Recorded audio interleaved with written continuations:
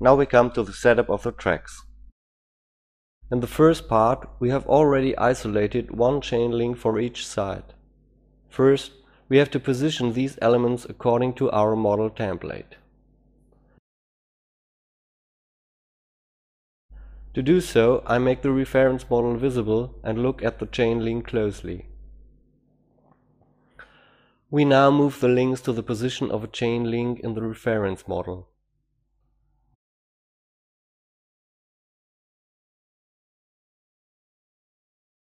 The rotation needs to be adjusted too.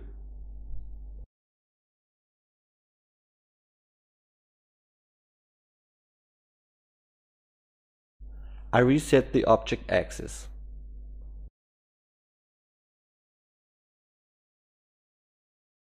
We move the object axis to the center on the level of the contact surface with the wheels.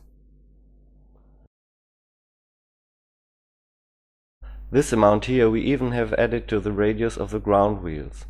This value must also be added to the radius of the further track wheels.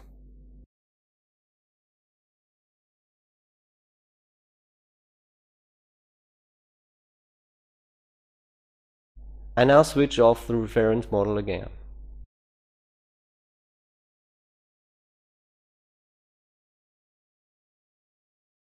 Next we create the further track rollers.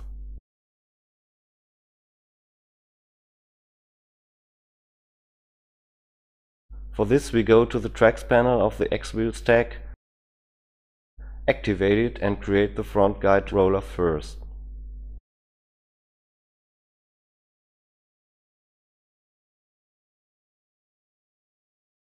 And set it to the position of the template. Now we increase the radius to consider the thickness of the track.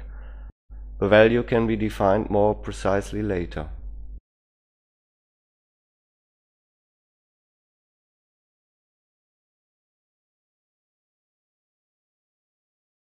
The same we do now with the drive wheel in the rear.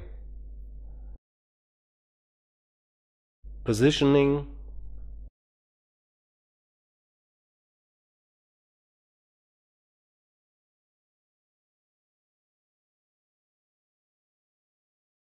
and increasing the radius.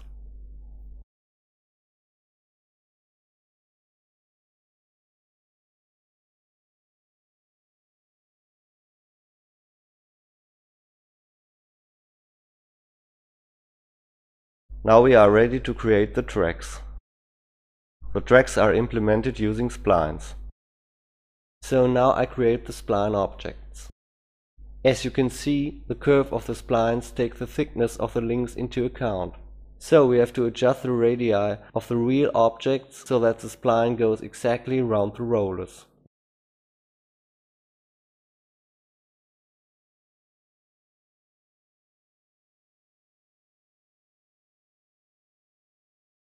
Also in the front we must increase the radius a bit.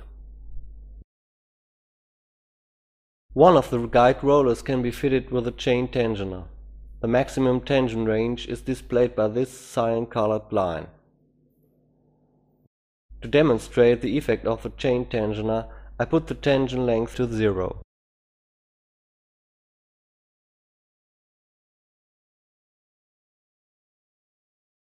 And now let the force of gravity work. The lowering of the body, including the fixed guide rollers, changes the shape of the spline, since indeed the ground wheels do not change their positions. But the length of the splines must be constant, since a fixed number of chain links will run along it. So now the spline sags in the middle. The task of the chain tensioner is to compensate this axis length. Before I adjust the chain tension, we first create these supporting rollers which also affect the curve of the spline. So I go back to the X-wheel stack and create a first supporting roller here.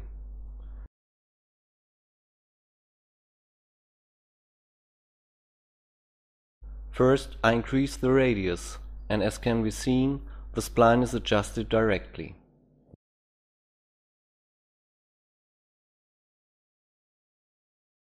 Now we position this roller.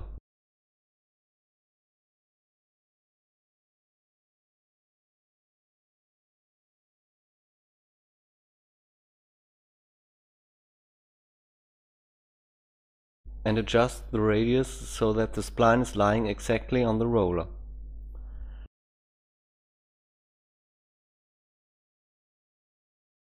Now we create 2 more supporting rollers and move them to the appropriate positions.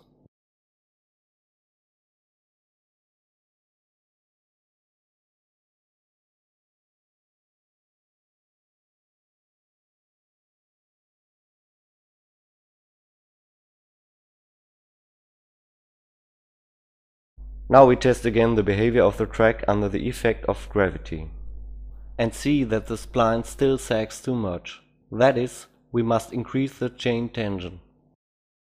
I start with a small value and run the simulation. The track still sags too much, so I increase the tension a bit more.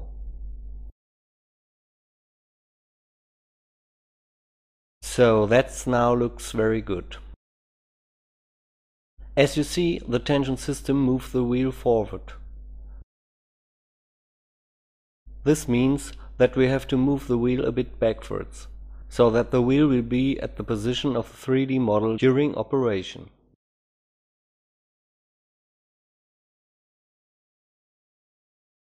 That was a little too much.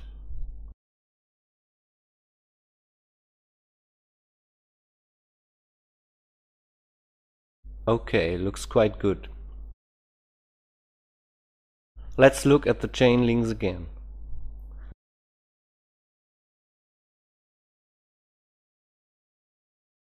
I put the 2 links a little lower, so they really are on the ground. Now we see that the spline is not running quite correct.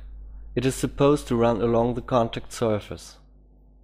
In the track parameters we can specify the height of the chain link, and we now need to increase this value a bit. We can exactly determine the value on the basis of the Y position of our chain link.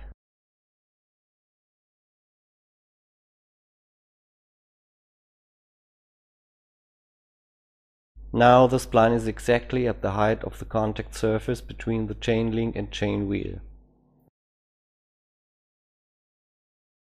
Since the spline has now changed, we need to adjust the radii of the guiding and supporting rollers again.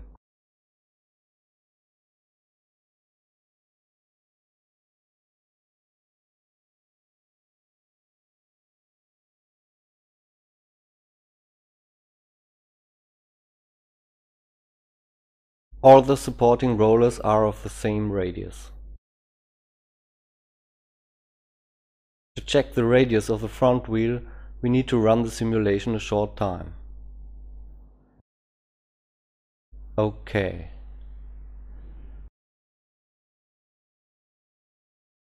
Next we create the links for the whole track. A null object is created and a number of instances corresponding to the spline length. Now we put the right chain link in this null object.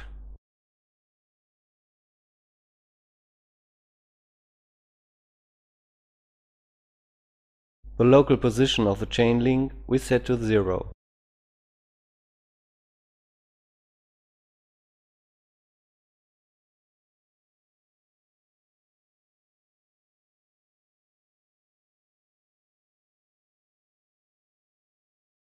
If we compare now our track with the reference model, we notice that the spacing between the links isn't right yet.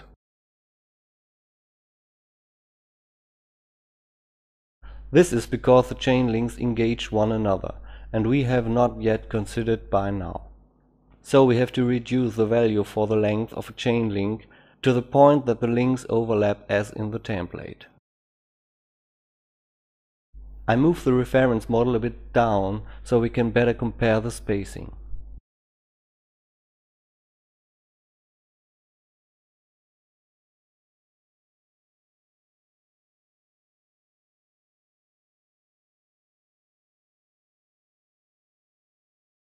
So it now looks good.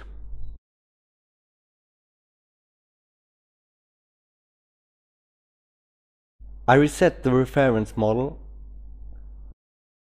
and now you can see that our track matches the template almost perfectly.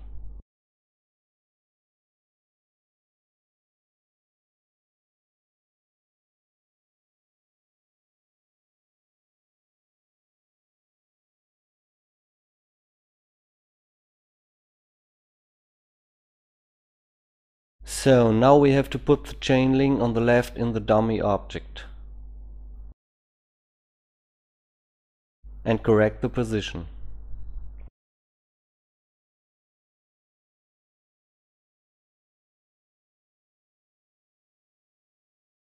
As seen in the 3D view, Xwheels has created all the track objects symmetrically on both sides.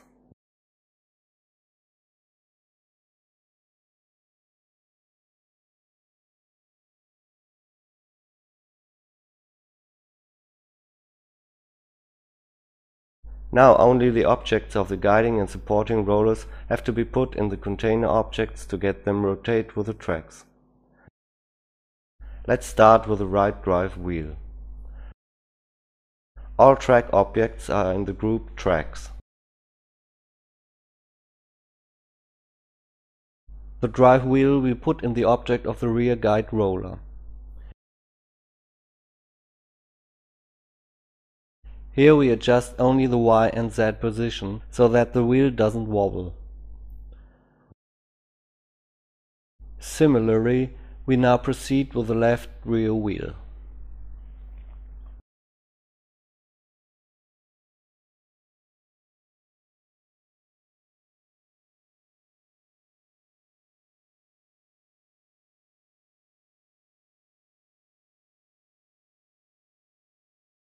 And the front guide rollers.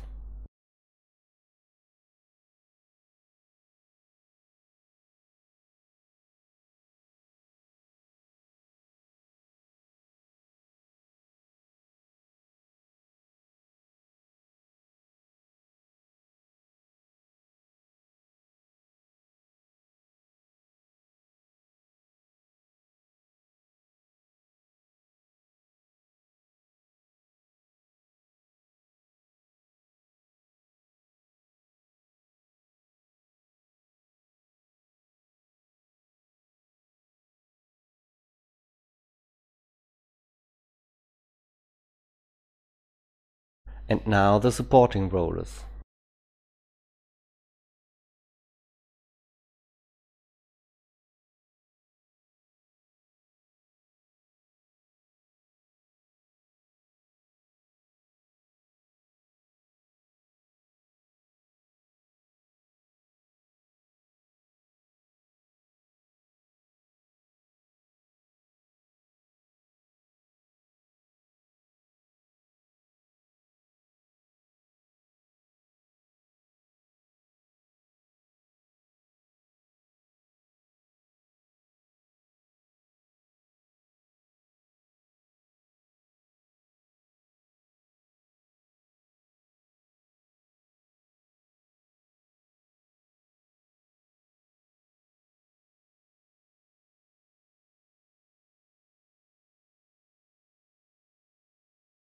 The setup of the tank is now completed. Finally, we can adjust precisely the tracks in relation to the rear gear so that the sprockets engage exactly into the gaps of the track. We see that it's not quite right. The parameter offset can be used to edit the base position of the track. The percentages refer to the length of one chain link, so you can move the track maximally by the length of one link.